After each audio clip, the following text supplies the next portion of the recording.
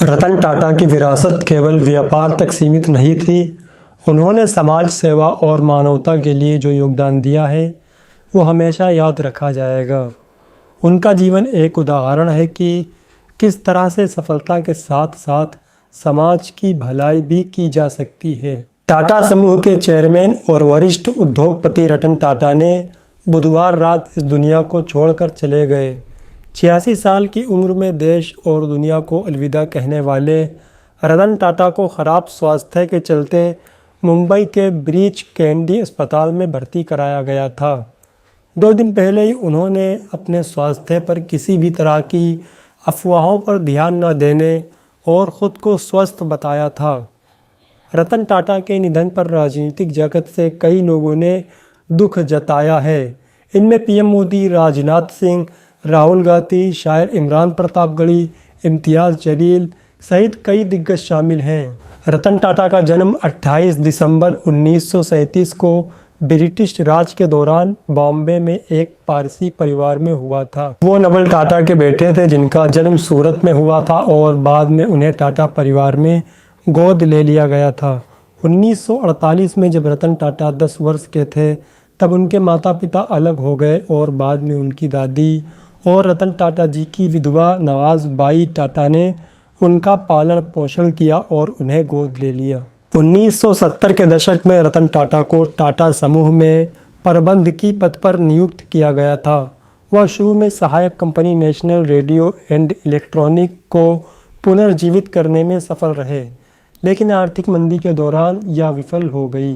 1991 में जे.आर.डी. टाटा ने टाटा सन्स के अध्यक्ष पद से इस्तीफा दे दिया और रतन टाटा को अपना उत्तराधिकारी नियुक्त किया। 21 वर्षों तक टाटा समूह का नेतृत्व करते हुए राजस्व 40 गुना से अधिक और लाभ 50 गुना से अधिक बढ़ गया।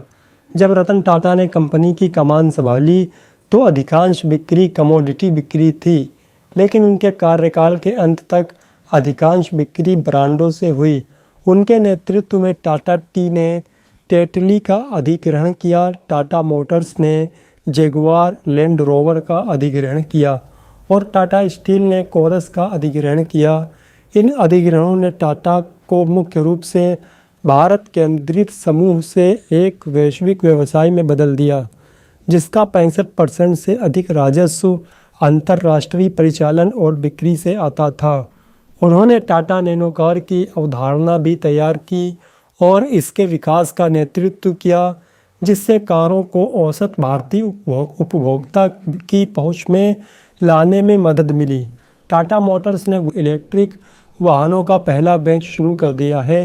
रतन टाटा जी के निधन पर शायर इमरान प्रतापगढ़ी अपने सोशल मीडिया अकाउंट पर लिखते हुए कहते हैं, अलविदा, बड़े सपनों वाला एक बड़ा इंसान चला गया, देश गमगीन है।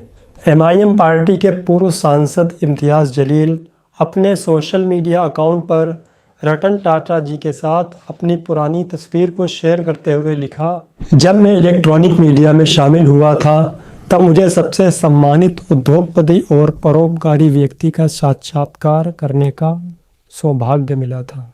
वे मौलाना आज़ाद कॉलेज में एक कार्यक्रम के लिए यहाँ आए थे। तब एक इंटर्न पत्रकार के रूप में रतन टाटा की एक बाइट भी चैनल के लिए एक्सक्लूसिव होती थी। मैंने कोशिश की और ताज होटल में उनसे बात की। मैं तब युवा था और वे सबसे लंबे और सबसे जानकार व्यक्ति थे। ईमानदारी से कहूँ तो मैं उनसे कोई भी सवाल पूछने में घबरा रहा था, लेकिन वे एक महान इंसान थे। उन्होंने मुझे जो भी पूछना है पूछने के लिए प्रोत्साहित किया, मुझे थोड़ा आराम दिया। आज मुझे उनके जैसा कोई नहीं मिला। हमने एक सच्चा रत्न खो दिया है। इस रत्न को अंतिम बार टाटा कहना मुश्किल है। RIP।